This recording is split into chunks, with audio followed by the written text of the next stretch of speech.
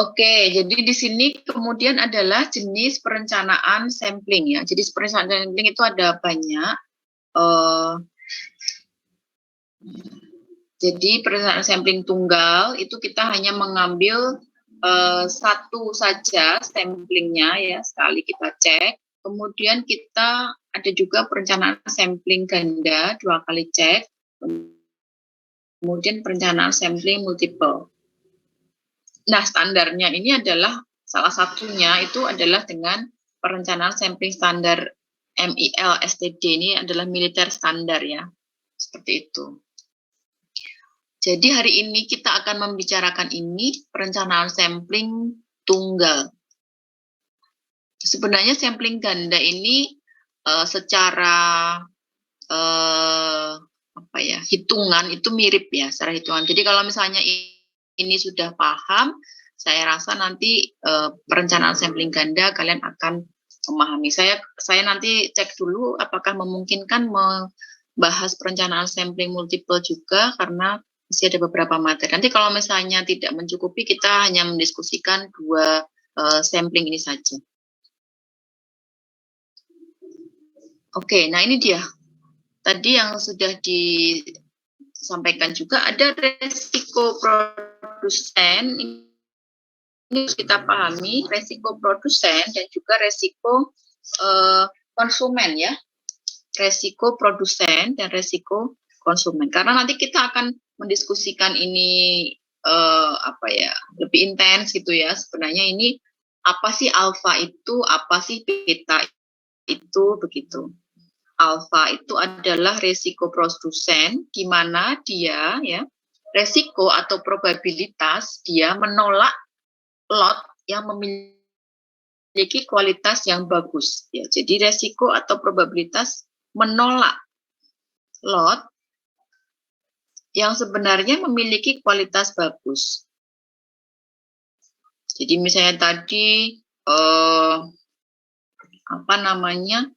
tutup botol tadi ya, delalahnya yang 25 itu, yang di atas itu yang jelek gitu ya. Mungkin pas produk terakhirnya itu ketika di perusahaan sudah tidak bagus mesinnya misalnya, sudah bergeser atau bagaimana, sehingga ketika sampel diambil yang atas-atas itu ada misalnya 5 yang jelek gitu, sehingga kemudian perusahaan memutuskan untuk menolak lot tersebut, padahal aslinya di bawah ya satu lot itu masih bagus gitu ya.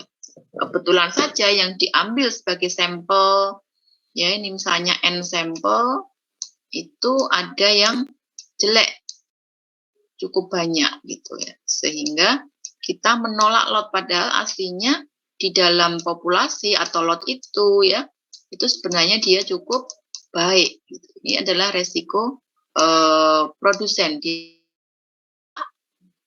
lot yang memiliki kualitas yang bagus.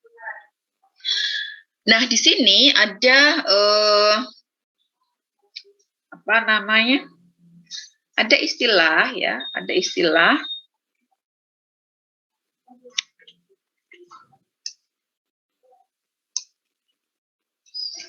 istilah di mana kita menyebutnya ada AQL, nanti ada 2 ya, ini perlu diperhatikan. AQL acceptable quality level, dan juga ini adalah LTPD atau lot tolerance percent defective.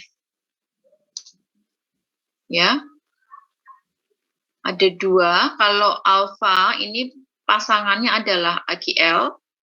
Ya, AQL-nya adalah batasan persentase cacat ya, batasan persentase cacat yang masih dapat diterima ya dalam suatu probabilitas yang tinggi.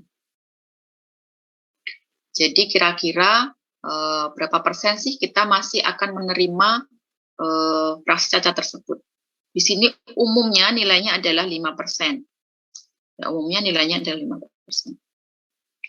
Ini untuk resiko produsen ya. Alfa ini probabilitas ya, probabilitas menolak lot, kemudian ada AQL, batasan persentase cacat. Kemudian berikutnya adalah resiko konsumen.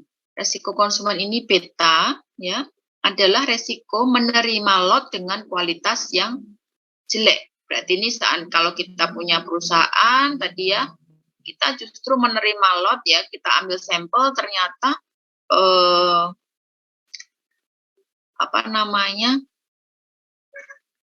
sampelnya cukup baik ya, sampel cukup baik. Yang cacat itu hanya 1 atau 0 misalnya. Padahal nyatanya tadi suppliernya curang nih, dia meletakkan yang bagus-bagus di atas, sementara yang jelek-jelek di bawah misalnya gitu. Kalau mungkin kalian pernah ya belanja di tempat wisata gitu ya, saya dulu pernah belanja salak misalnya ya, salak gitu. Kita suruh ngicipin kan, kita ngicipin yang bagian atas saja. Itu ternyata enak kan, kita kan nggak mungkin ngicipin semua ya. Nah, begitu kita bawa pulang ke rumah, ternyata yang paling bawah dari keranjang itu adalah yang kecut ya, nggak enak. Gitu.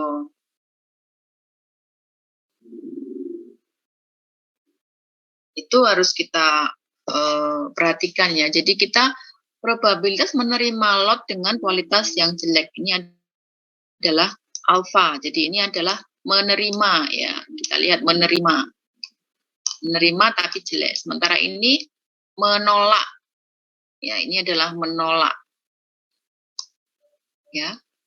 Alfa menolak lot bagus, beta menerima lot jelek.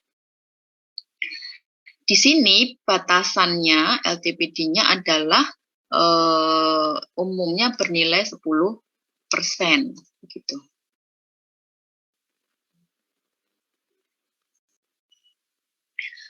Nah, ini mungkin contoh aplikasinya, resiko produsen 5% dan AGL 2. Berarti ini adalah alfa ya. Alfa tadi menolak atau menerima?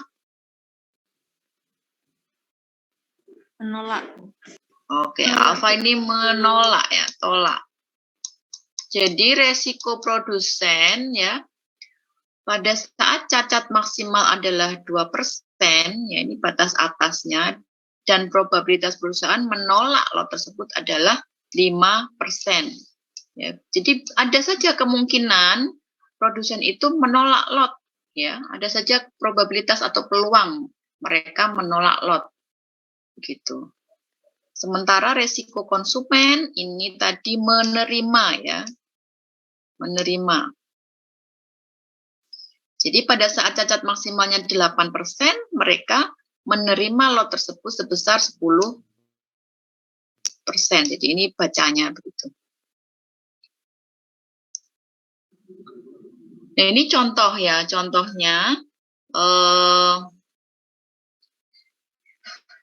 perusahaan roti menerima bahan baku terigu dari supplier, menentukan kriteria inspeksi sebagai berikut. Jika lot memiliki cacat maksimal 1%, maka akan diterima. Ya, jadi ini AGL ya.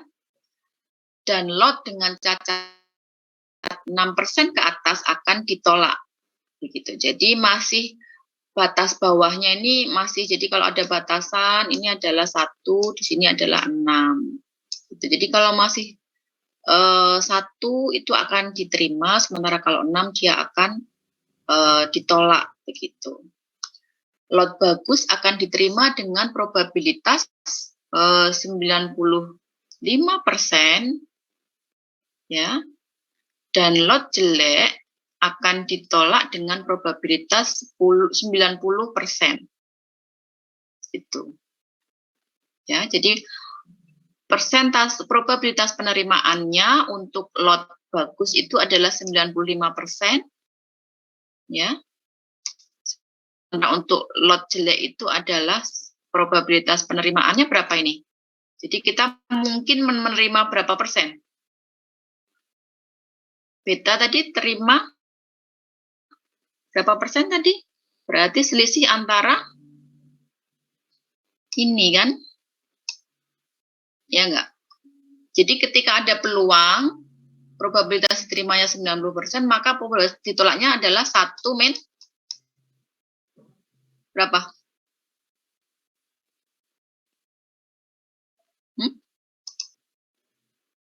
Probabilitas tuh peluang itu berapa persen sih totalnya? Total peluang tuh berapa persen? Punya peluang berapa persen maksimalnya? 100%. Iya, 100%. Jadi kalau di sini probabilitas terimanya 95%, berarti alfanya adalah 100% dikurangi 95%. Jadi berapa? 5%. Ya, jadi alfanya adalah 5%. Gitu. Ya, ini untuk lot yang bagus. Sementara lot yang jelek tadi 6%, probabilitas ditolaknya adalah 90%, sehingga probabilitas diterimanya adalah berapa di sini? 10%. 10%. Iya, 10%. Gitu ya. Jadi PA ini adalah probabilitas diterima. Ya, jadi kalian ingat-ingat bahwa beta ini diterima kan? Beta itu diterima, sementara alfa ini ditolak. Sehingga kalau ditanya probabilitas diterima untuk produk yang baik, diketahui alfanya, berarti dia adalah selisihnya ya. 1 min, misalnya probabilitas ditolaknya atau alfanya itu 5%. Berarti PA-nya adalah 95% begitu. Jadi kalau PA ini probabilitas penerimaan atau probabilitas produk itu diterima. Oke. Sampai di sini ada pertanyaan dulu? Masih cukup mudah? Masih paham?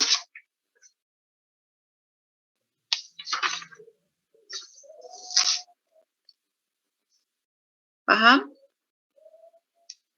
Halo? Masih paham. Insya Allah, Bu. Oke. Oke, yang lain coba diklik di kolom chat.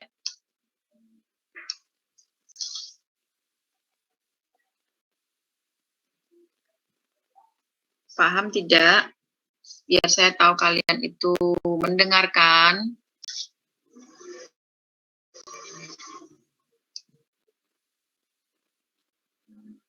Oke, kita lanjutkan. Kalau alhamdulillah kalian paham.